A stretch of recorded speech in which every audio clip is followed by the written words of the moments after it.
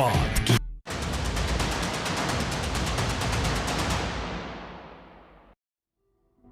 चीन ने अपनी आदत के मुताबिक एक बार फिर भारत के साथ धोखे का नया ब्लूप्रिंट तैयार किया है। चीन एक तरफ तो एलएसी पर अपनी सेनाओं के कदम पीछे हटाने का संकेत दे रहा है, दूसरी ओर वो एक खौफनाक साजिश को भी अंजाम तक पहुंचाने में जुटा है। इस वक्त चीन की परेशानी ये है कि पैंगोंग और दूसरे इलाकों में रणनीतिक तौर पर अहम ठिकाने भारत के कब्जे में हैं। चीन अपनी चालबाजी से भारत को इन जगहों से हटाना चाहता है, इसीलिए वो बातचीत में अपनी सेनाओं को पीछे हटाने का संकेत दे रहा है, लेकिन पीठ पीछे वो ऐसी साजिश में जुटा है कि जैसे ही भारतीय सेना पीछे हटे, वो तेजी से रणनीतिक तौर पर अहम इलाकों पर काबिज हो जाए। और इस साजिश को अंजाम देने के लिए चीन गुपचुप ढंग से तैयारी भी कर रहा है।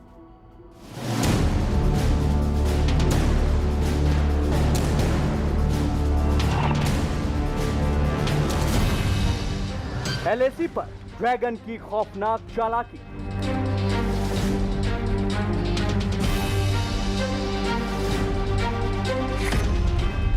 सरहद पर चीन कर रहा बड़ी तैयारी।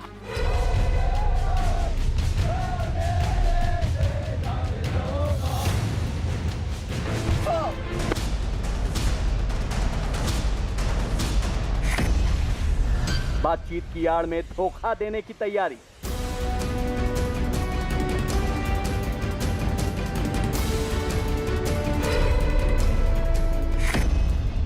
अक्साई चीन को अभेद किला बना रहा चीन।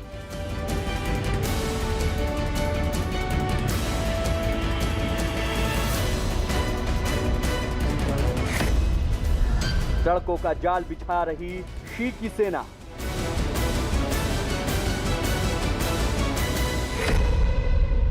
बड़े विश्वासघात की फिराक में चीन। एलएसी पर बेशक चारों तरफ बर्फ की चादर बिछने लगी है, मगर भारत और चीन की सेना की मोर्चाबंदी से हालात गर्मी से सराबोर हैं।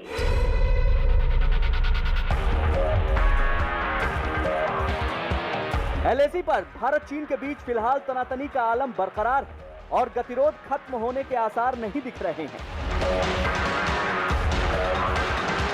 दोनों तरफ से कमांडर स्तर के अधिकारी कम से कम 8 बार आमने सामने बैठकर बातचीत भी कर चुके हैं, मगर अभी तक तो ये बातचीत किसी नतीजे पर पहुंचती नहीं दिखाई दी। लेकिन इसी बीच चीन को अपनी चालाकी भरी चाल को चलने का शायद मौका मिल गया है और सेना से जुड़े सूत्रों की माने तो चीन एक बार फिर भारत की आंखों में धूल झोंकने की ताक में है। कुछ दिन पहले ये खबर आई थी कि भारत और चीन की सेना एलएसी पर डिसएंगेजमेंट की प्रक्रिया के लिए पूरी तरह से तैयार हो गए हैं, यानी कि एक नए फॉर्मूले के तहत दोनों देशों की सेनाएं एलएसी से पीछे हटेंगी। साथ ही तनाव को कम करने के लिए मई के महीने में जो सहमति भारत और चीन के सैन्य अधिकारियों के बीच बनी थी, उसको तवज्जो दिया जाएगा। लेकिन लगता है कि चीन को ये मसौदा मंजूर नहीं है और यही वजह है कि वो अपने वादे से भी पीछे हट रहा है। कह सकते हैं कि चीन शायद बातचीत के आड़ में कोई बड़ी साजिश को रच रहा है। भारत और चीन के बीच 3488 किलोमीटर लंबी एलएसी पर शी की सेना की जो हरकतें सामने दिखी हैं, उन्होंने भारतीय सुरक्षा एजेंसियों को हैरत में डाल दिया है। खबर है कि चीन की पीपल्स लिबरेशन आर्मी ने एलएसी पर मौजूद अपनी तमाम पोस्ट पर रीइंफोर्समेंट बढ़ा दिया है। इसके अलावा एलएसी के आसपास वाली पोस्टों पर सैनिकों की आवाजाही भी तेजी से देखी जा रही है। पिछले 30 दिनों के दौरान चीन की सेना ने अक्साई चीन के कब्जे वाली जमीन पर सड़क निर्माण को और तेज कर दिया है। पीएलए काराकोरम दर्रा से 30 किलोमीटर पूर्व में समर लुंगपा इलाके में 10 से ज्यादा बंकर बनाने में जुटा हुआ है। भारतीय सीमा के नजदीक इन तमाम बातों से ये बात तो साफ हो जाती है कि चीन 3488 किलोमीटर लंबे एलएसी पर किसी बड़े गतिरोध से निपटने की तैयारी में लगा हुआ है। बता दें, दोनों देशों में अब तक 8 बार कमांडर स्तर की बातचीत भी हो चुकी है, जो बेनतीजा रही और अगले कुछ ही दिनों में 9वीं बातचीत होने वाली है। लाइन ऑफ एक्चुअल कंट्रोल के पास आजकल ये देखा जा रहा है कि चीन अपनी फौजों को जरूरत से ज्यादा तैनात कर रहा है, उन्हें कुछ असाधारण सी गतिविधियां हो रही हैं।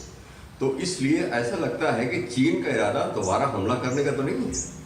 अगर ऐसा उसका इरादा है तो इसमें कोई ताजुब कम से कम मुझे नहीं है, क्योंकि ये 1962 में भी उन्होंने इसी तरह से किया था। इसलिए चीन के किसी भी इरादे को भांप सकना बहुत ही मुश्किल होता है।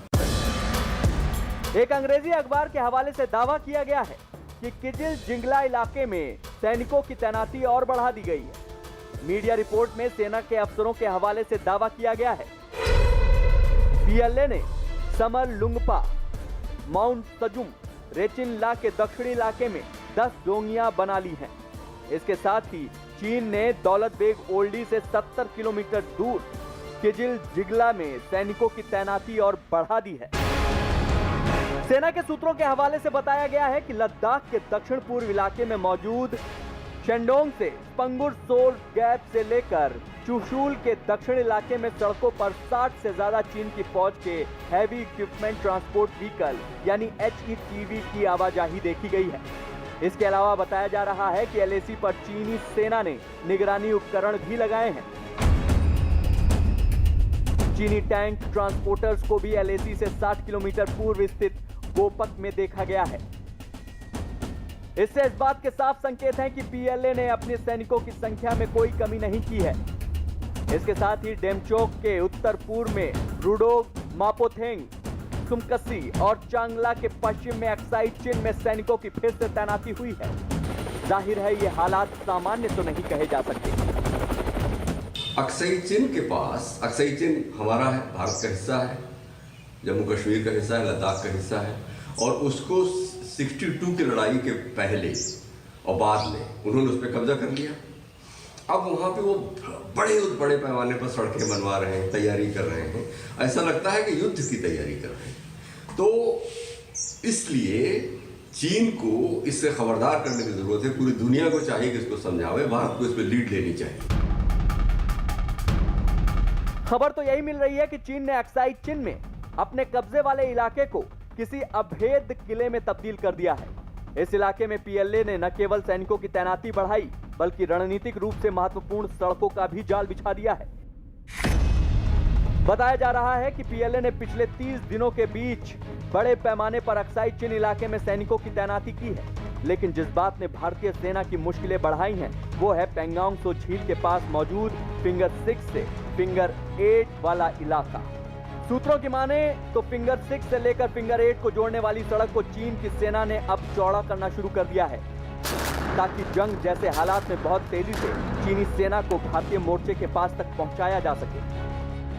भारत और चीन से 8 बार कमांडर स्तर की बातचीत हो चुकी है, डिप्लोमेटिक स्तर पर बातचीत हो चुकी है, और गलवान वैली और लद्दाख, पूर्वी लद्दाख में जिस तरह से उन्होंने गड़बड़ियाँ की हैं वो सारी गड़बड़ियाँ पूरी दुनिया के सामने है। तो लेकिन बातचीत बेनतीजा रहती है, क्योंकि चीन का रुख ये है कि हम वहाँ रहेंगे, खूंटा यही गड़ेगा, उसके बाद बातचीत आप कर लो। तो वो अपनी बात से जरा सा भी हटने को तैयार नहीं है।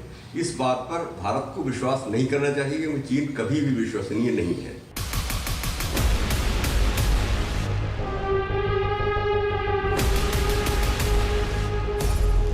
इन बातों से तो ये साफ हो गया कि चीनी ड्रैगन बातचीत की आड़ में एक बार फिर भारत के साथ बड़े धोखे की तैयारी कर रहा है। LAC पर चीन को अभी तक मुंह ही खानी पड़ी है। भारतीय जाबाज सैनिकों ने कदम कदम पर चीन को सबक सिखाया और जरूरत पड़ी तो उन्हें उनकी हदों के भीतर तक खदेड़ा है। जमीन पर तो भारतीय सेना और उसकी चौकसी के आगे चीन की लाल सेना की नहीं चल पा रही, और अपनी दाल गलती न देख चीन ने दिखावे के तौर पर एक बार फिर बातचीत का पैतरा अख्तियार कर रखा है। लेकिन चीन पर किसी को भी भरोसा नहीं है।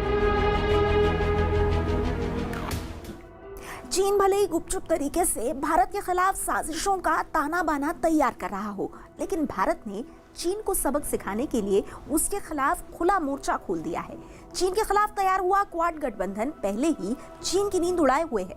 अरब सागर से भारत, अमेरिका, जापान और ऑस्ट्रेलिया मिलकर चीन को चेतावनी दे रहे हैं। इस बीच अमेरिका ने आसमान से भी चीन के लिए चेतावनी जारी कर दी है। अमेरिका के 2 बम वर्षक विमानों ने चीन के हवाई क्षेत्र में उड़ान भरकर चीन को कड़ा संदेश दिया है। इसके बाद चीन और तिलमिला उठा है।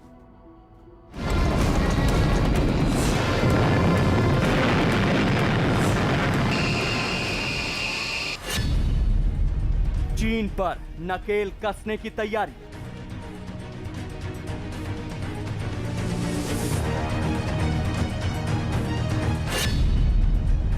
अमेरिका के साथ मिलकर भारत की तैयारी।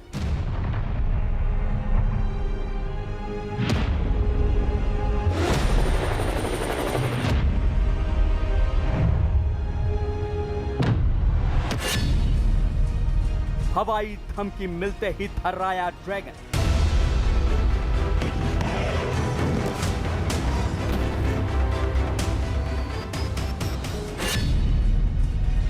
हवाई सीमा में घुसकर गरजे फाइटर प्लेन।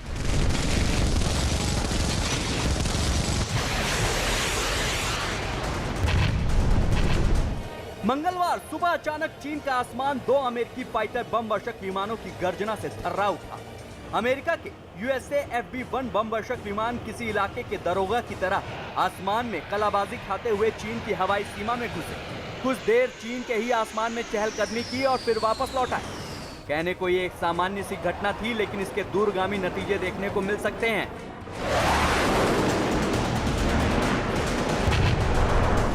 क्योंकि इसके जरिए चीन को एक ऐसा पैगाम दे दिया गया है जिसकी उसने शायद कल्पना भी नहीं की होगी। भारत को तनाव देना बंद करो।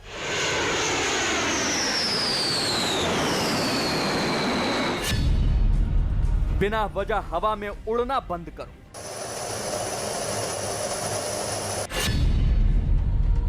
अमेरिका और भारत की वायुसेना की मार से बचना नामुमकिन।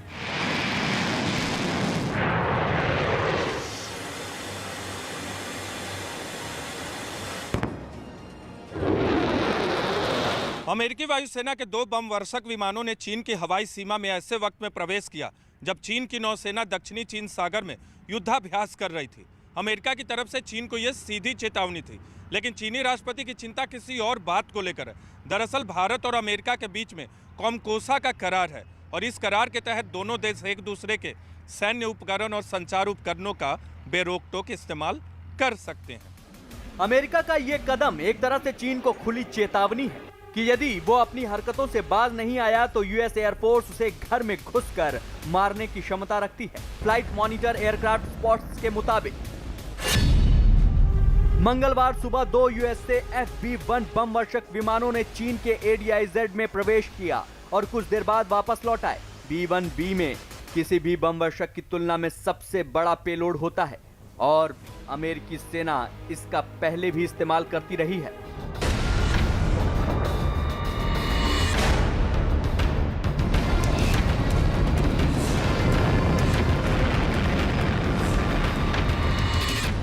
सेना के सूत्रों की माने तो इस तरह के भारी विमानों को जासूसी मिशन पर कभी तैनात नहीं किया जाता। लिहाजा माना जा रहा है कि अमेरिका ने चीन को चेतावनी देने के लिए ही ये कदम उठाया।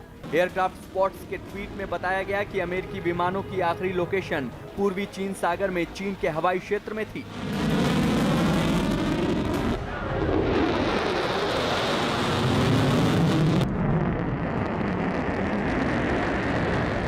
अमेरिका पूर्वी एशिया में शांति और संतुलन बनाए रखने के मिशन पर है और उसने चीनी सीमा में विमान भेजकर एक बार फिर साफ कर दिया है कि अमेरिका में आंतरिक सियासी उठापटक के बावजूद उसकी नीति में कोई अंतर नहीं है। भारतीय सेना की खुफिया खबरों पर यकीन किया जाए तो तिब्बत इलाके में मौजूद एयरपोर्ट लहासा गंगर में अपने लड़ाकू विमानों को छुपाने के लिए चीन ने शेल्टर तैयार किए हैं, जिसकी सैटेलाइट इमेज भी सामने आई है। खबर मिली है कि चीन ने पेंगोंग सो के पास Rutong County, Ngari Gunsa Airport, Shigatse Airport, Nyingchi Airport और लासा गंगर एयरपोर्ट को अब पूरी तरह से तैयार करना शुरू कर दिया है, बल्कि उन्हें अपनी वायुसेना के लिए इस्तेमाल करना भी शुरू कर दिया है ताकि LAC पर भारत के खिलाफ अपनी स्थिति मजबूत कर सके। चीन के ये वो एयरपोर्ट हैं जिनके बारे में खुलासा यही है कि ये सभी के सभी 5 एयरपोर्ट तिब्बत के उस इलाके में आते हैं जिसकी भारत की सरहद से दूरी बहुत कम है। इन एयरपोर्ट को चीन ने रीजनल कनेक्टिविटी का हवाला देकर विकास करने की बात की आड़ में ले रखी है, जबकि सैटेलाइट इमेज से साफ हो जाता है कि ये एयरपोर्ट उनकी सैनिक गतिविधियों के केंद्र ज्यादा है, क्योंकि वो इन एयरपोर्ट को मिलिट्री बेस में तब्दील कर रहा है। वो भरोसे लायक बिल्कुल नहीं है और कमांडर स्तर की बातचीत हो चाहे जो हो, लेकिन भारत को हमेशा चौकन्ना रहना पड़ेगा चीन के निस्बत, क्योंकि चीन यहाँ भी और अरुणाचल प्रदेश की तरफ भी, उधर और आपने भूटान के आसपास देखा है उसकी गतिविधियों को, तो इसलिए कहीं भी कुछ भी कर सकता है चीन। दरअसल चीन को एलएसी पर आए दिन भारत से मुंह की खानी पड़ती है। ऐसे में चीन ने पाकिस्तान के साथ मिलकर भारत के खिलाफ साजिश रचनी शुरू कर दी है और ये बात भी सामने आ चुकी है कि पाकिस्तान की जमीन पर चीन 7 एयरबेस भी तैयार करवा रहा है। पाकिस्तान की जमीन पर चीन ने 7 ऐसे एयरबेस तैयार कराने का ब्लूप्रिंट तैयार किया है जहां से उसके मंसूबों को आसमान मिल सके और उन एयरबेस से भारत पर जब चाहे तब हमला करने की अपनी साजिशों को अंजाम तक पहुंचा सके। सूत्रों से पता चला है कि जिन 7 एयरबेस की बात की जा रही है उनमें जैसलमेर सीमा पर खेरपुर का कादनवली एयरबेस, जोधपुर सीमा पर सवन एयरबेस, बाड़मेर सीमा पर मैब खतावर एयरबेस, गुजरात के कच्छ के रण के पास खसखेली एयरबेस और बदिन एयरबेस, भुज सीमा पर मीठी एयरबेस और पीओके में स्कार्दू एयरबेस शामिल है। चीन की समस्या यह है कि उसके ज्यादातर बेस 4000 फीट से ज्यादा की ऊंचाई पर है। इससे फाइटर विमानों को हथियारों और ईंधन के साथ उड़ान भरना मुश्किल होता है। जाहिर है चीन के फैलाए आसमानी जाल को लेकर भारत भी चौकन्ना है।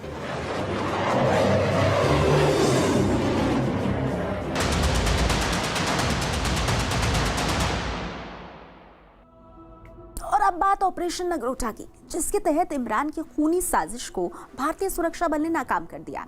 कश्मीर में जिला विकास परिषद के चुनाव होने जा रहे हैं और पाकिस्तान इन चुनावों में खलल डालना चाहता है। इसी इरादे से पाकिस्तान सरकार के इशारे पर मसूद अजहर ने अपने आतंकियों को भारत भेजा। सांबा सेक्टर से 4 आतंकी ट्रक पर सवार होकर घाटी में बड़ी वारदात को अंजाम देने के लिए निकल पड़े, लेकिन उनके इस खूनी मिशन को नगरोटा के पास बन टोल प्लाजा पर नाकाम कर दिया गया। जम्मू कश्मीर पुलिस और सीआरपीएफ के जॉइंट ऑपरेशन में जैश के 4 आतंकी ढेर हो गए, जिनके पास से भारी मात्रा में हथियार बरामद हुआ। देखिए ऑपरेशन नगरोटा की inside story.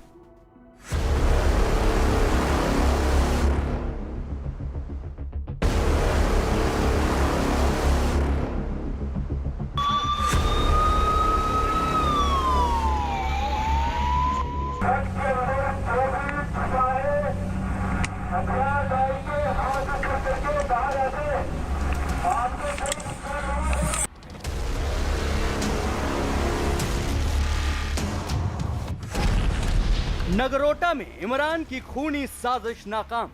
Put fire to the Tripal and take positions and cover every possible exit route. ठीक है?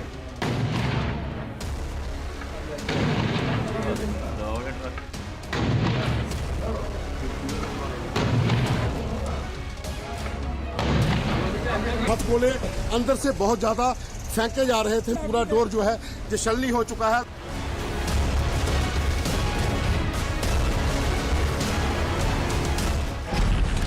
मसूद के मौत के सौदागरों का काम तमाम।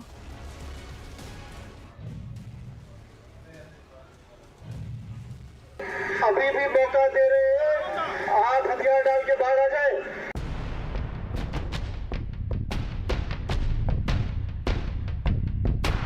अभी जो सामान उनसे पकड़ा गया था उसकी जांच अभी पुलिस की जो फोरेंसिक टीम है, जहां पुलिस के जो दूसरे विंग हैं वो जांच कर रहे हैं।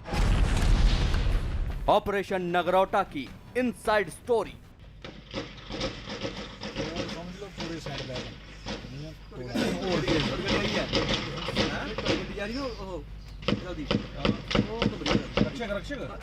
गुरुवार की सुबह पौ फटने से पहले जम्मू श्रीनगर नेशनल हाईवे पर अचानक अफरा तफरी मच गई। गोलियों की आवाज से पूरा इलाका कांप उठा। सुरक्षा बल की गाड़ियां सायरन बजाती हुई मौकाए वारदात की ओर रवाना होने लगी। ट्रैफिक पूरी तरह बंद कर दिया गया, रास्तों पर बैरिकेडिंग कर दी गई। इससे पहले कि कोई कुछ समझ पाता, एक ट्रक को सुरक्षा बल ने चारों तरफ से घेर लिया और फिर शुरू हुआ ऑपरेशन नगरोटा। दरअसल खुफिया एजेंसियों को खबर मिली थी कि कुछ आतंकी जम्मू श्रीनगर नेशनल हाईवे के रास्ते कश्मीर घाटी पहुंचने की फिराक में हैं और वहां पर डिस्ट्रिक्ट डेवलपमेंट काउंसिल के चुनावों में बड़ा हमला करने वाले हैं। लिहाजा सभी टोल नाकों पर हाई अलर्ट जारी कर दिया गया। जम्मू कश्मीर पुलिस के साथ साथ सीआरपीएफ को भी तैनात किया गया। जैश ए मोहम्मद के आतंकी ट्रक में सवार होकर जैसे ही नगरोटा बन टोल प्लाजा पर पहुंचे तो उन्हें घेर कर वहीं ढेर कर दिया गया।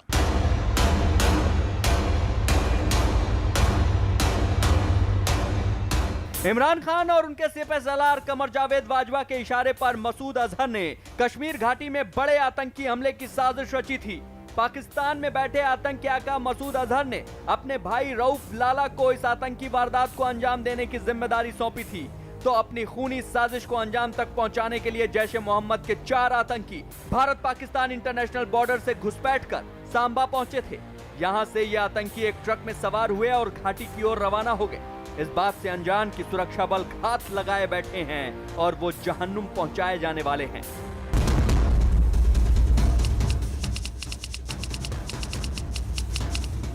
बौ फटने से पहले ट्रक में सवार जैश ए मोहम्मद के आतंकी सांबा से रवाना हुए। रेत और चावल के बोरों से लदे ट्रक में ये आतंकी छिपे बैठे थे। आतंकियों के पास भारी मात्रा में गोला बारूद और असलहे थे, घातक हथियारों का जखीरा था। तो जिस ट्रक में ये आतंकी सवार थे उसकी पहली तस्वीर कैद हुई सांबा के ठंडी कुई टोल प्लाजा पर। यहाँ ट्रक के ड्राइवर ने टोल दिया और अपने खूनी मिशन के लिए रवाना हो गया।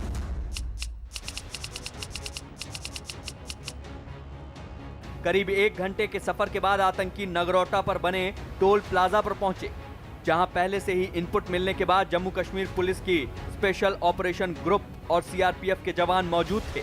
सुरक्षा बल ने फौरन ट्रक को घेर लिया और आतंकियों को सरेंडर करने के लिए कहा।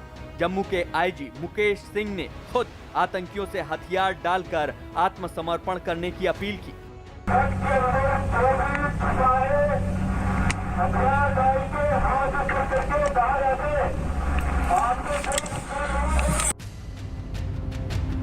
लेकिन दहशतगर्दों की इस खूनी टोली के सिर पर खून सवार था। आतंकियों ने ट्रक के अंदर से फायरिंग करनी शुरू कर दी।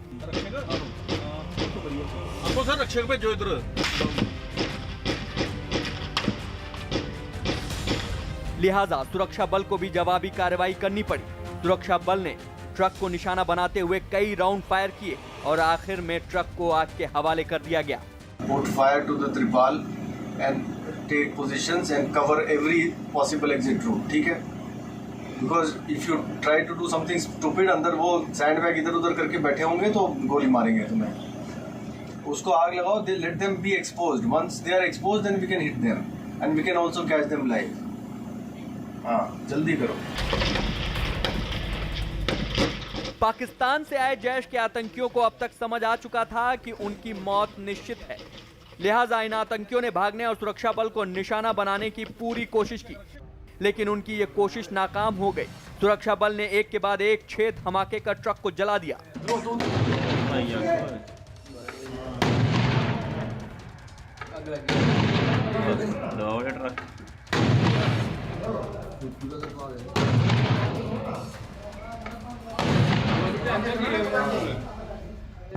ट्रक धू-धू कर जल रहा था, लेकिन सुरक्षा बल अब भी अपनी पोजीशन संभाले हुए थे कि तभी ट्रक के अंदर एक आतंकी थोड़ी हरकत करता नजर आया। मौका अच्छा था इस आतंकी को धर दबोचने का। लिहाजा जम्मू के आईजी मुकेश सिंह ने इस आतंकी को सरेंडर करने के लिए कहा। उन्होंने इस बात की गारंटी दी कि उसे कोई नुकसान नहीं होगा। जय सर, जय सर।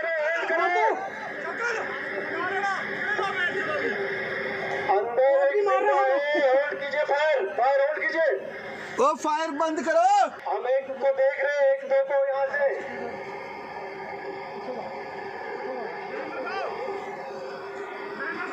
आप अभी भी मौका दे रहे हैं, आप हथियार डाल के बाहर आ जाए। जो गाड़ी के अंदर हिलता हुआ दिख रहा है वो आ सकता है बाहर, अभी भी आ रहा है। उठ जा। हाँ ठीक है, ठीक है। 2 इंजर्ड है काफी, आप अभी भी आ सकते बाहर। आपको नहीं होगा। मत करो फायर, फायर होल्ड करो, फायर होल्ड करो, फायर होल्ड करो, मत करो। लेकिन इस आखिरी अपील का भी जिंदा बचे आतंकी पर कोई असर नहीं हुआ और उसने गोलियां चलानी शुरू कर दी, जिसके बाद सुरक्षा बल ने इतनी गोलियां चलाईं कि जिंदा बचा आतंकी भी हमेशा हमेशा के लिए खामोश हो गया। ऑपरेशन नगरोटा खत्म होने के बाद की तस्वीरें इस बात की तस्दीक कर रही हैं कि किस तरह सुरक्षा बल ने आतंकियों की साजिश को नाकाम किया। आप देखिए ट्रक के ऊपर कितनी ज्यादा बुलेट के निशान हैं। ये पूरा डोर जो है जो शल्ली हो चुका है। लगातार जो फायरिंग थी वो ट्रक के भीतर से की गई और उस पार दूसरी तरफ से सुरक्षा बलों ने फायरिंग की। ट्रक को बाद में दोनों तरफ से जो फायरिंग शुरू हुई तो उसके भी ट्रक को आग लगा दी गई। ट्रक को उड़ा दिया गया क्योंकि हाथ गोले अंदर से बहुत ज्यादा फेंके जा रहे थे मिलिटेंटों की ओर से, और इस ट्रक में मिलिटेंट जो यहाँ पहुंचे हुए थे उन चारों आतंकियों को मार गिराया गया है। ट्रक के भीतर चावल भरे हुए थे। अब ये जांच की जा रही है कि ये ट्रक किसका है।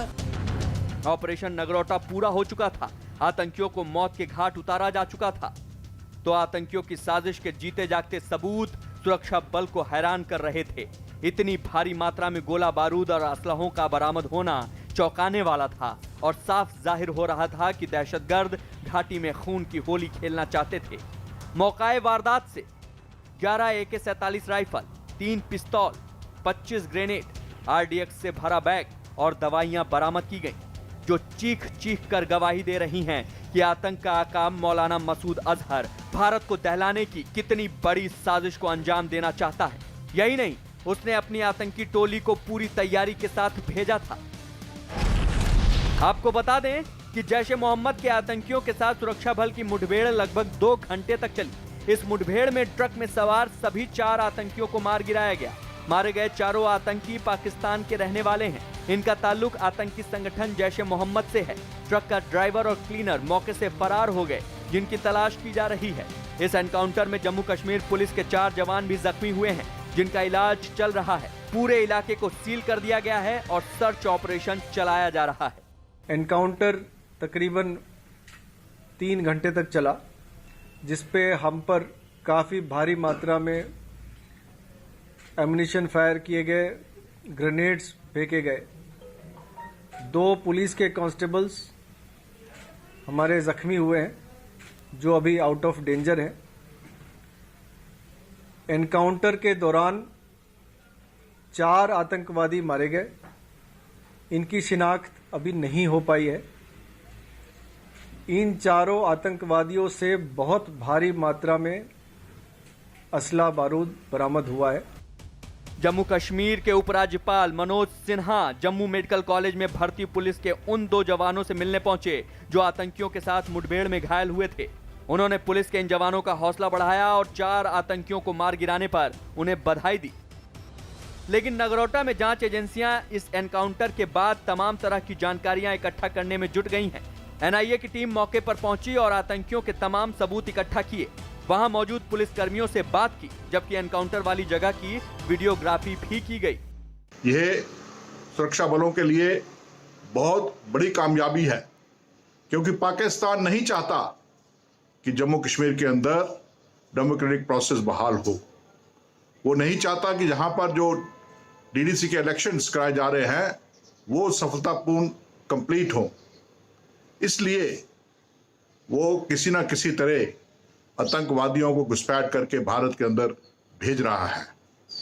पाकिस्तान के इस नापाक इरादे को नाकामयाब करने के लिए सुरक्षा बलों ने आज एक बहुत बड़ी कार्रवाई की है। बुधवार को पाकिस्तानी सेना ने LAC के करीब सांबा सेक्टर के पास फायरिंग की थी। पुलिस के मुताबिक उसी समय ये आतंकी घुसपैठ कर भारत की सीमा में दाखिल हो गए थे। पाकिस्तान ने उन्हें भारत भेजने के लिए ही सीज फायर का उल्लंघन किया था। मसूद अजहर भारत में हमले करवाने और आतंकियों की फौज तैयार करने के लिए कुख्यात है।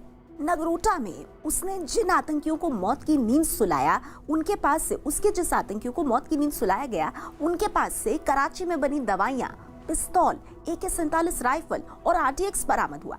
इससे ये साफ पता चलता है कि इस बार मसूद का मंसूबा पहले से कहीं ज्यादा खतरनाक था। हालांकि सुरक्षा बल को मसूद की साजिश के बारे में पहले से ही पता लग गया था। खुफिया एजेंसियों को मसूद के टेरर प्लान की एक जानकारी हो गई थी। यही वजह कि वक्त रहते इस आतंकी साजिश को नाकाम कर दिया गया।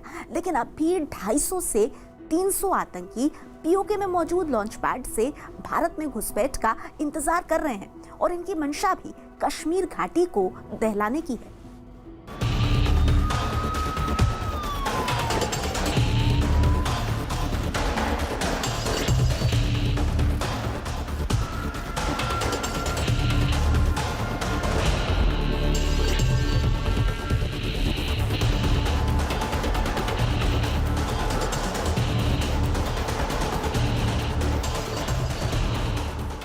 पाकिस्तान की आतंक नीति पर प्रहार।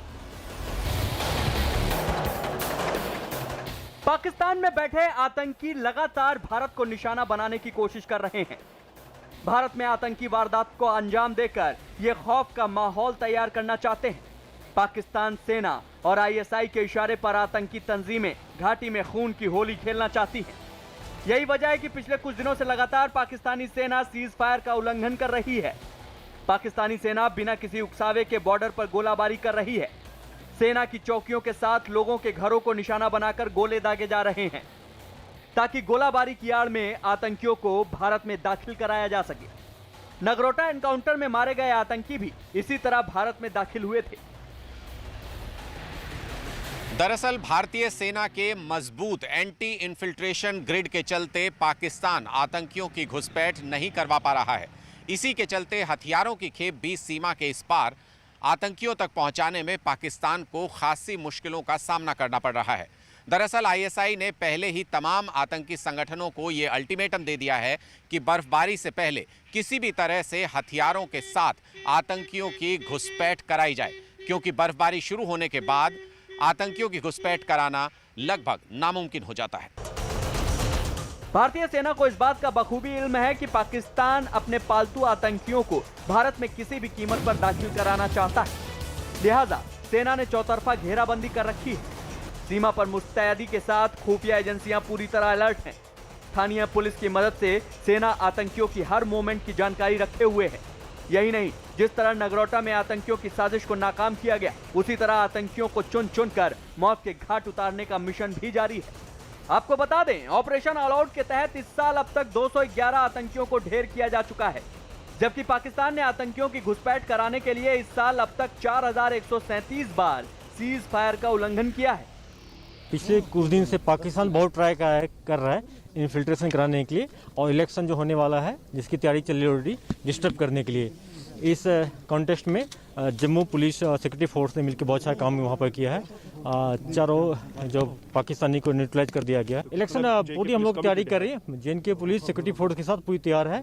हम लोग कैंडिडेट को सिक्योरिटी प्रोवाइड कर रहे हैं। कल से कैंडिडेट लोग अपने फील्ड में जाके कैंपेनिंग करना शुरू कर दिया है। कोई डरने की बात नहीं है। जम्मू कश्मीर में 28 दिसंबर से 8 चरणों में जिला विकास परिषद के चुनाव होने हैं, लेकिन पाकिस्तान आतंकियों के बूते इन चुनावों में खलल डालना चाहता है। यही वजह है कि उसने सांबा से आतंकियों की घुसपैठ कराई और उन्हें हथियारों के साथ घाटी की ओर भेजा।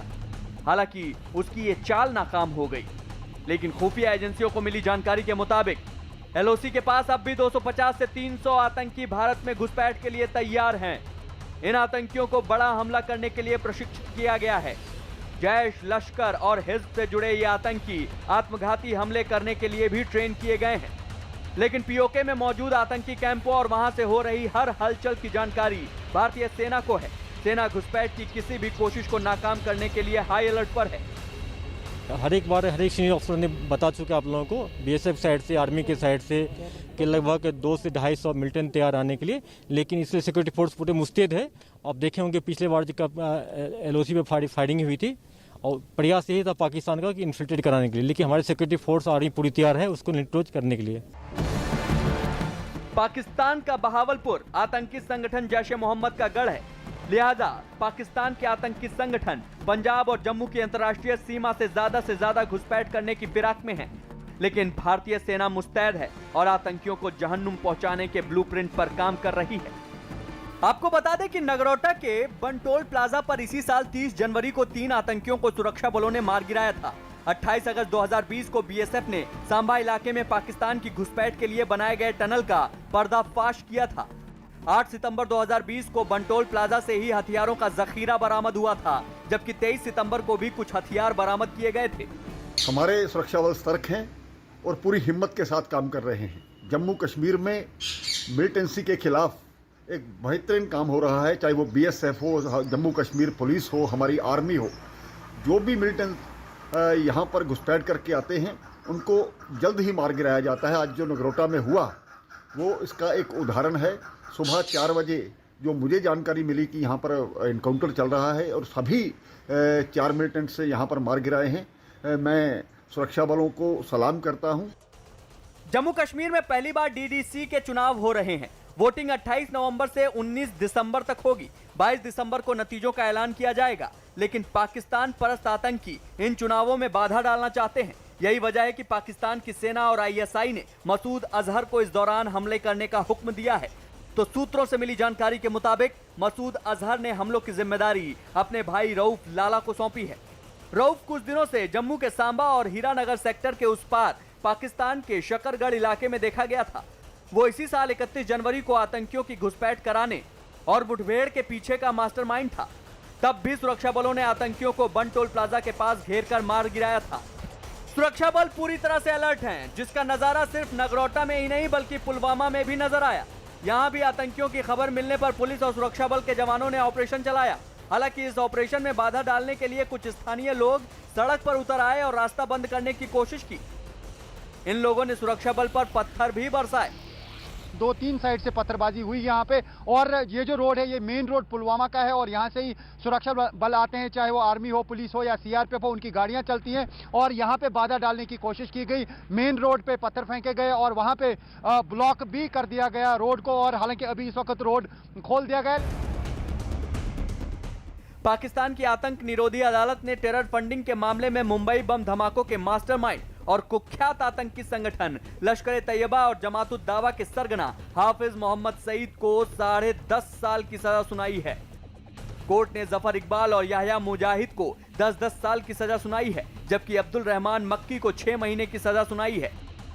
अदालत ने यह भी आदेश दिया कि हाफिज की संपत्तियों को जब्त कर लिया जाए, लेकिन यह तो सिर्फ पाकिस्तान का ढोंग है, क्योंकि एक तरफ तो वो कार्रवाई का स्वांग रचता है और दूसरी तरफ मसूद अजहर जैसे आतंकियों के जरिए भारत को दहलाने की कोशिश करता है। लिहाजा अब भारत आतंकिस्तान पर आखिरी प्रहार की ओर तेजी से बढ़ रहा है।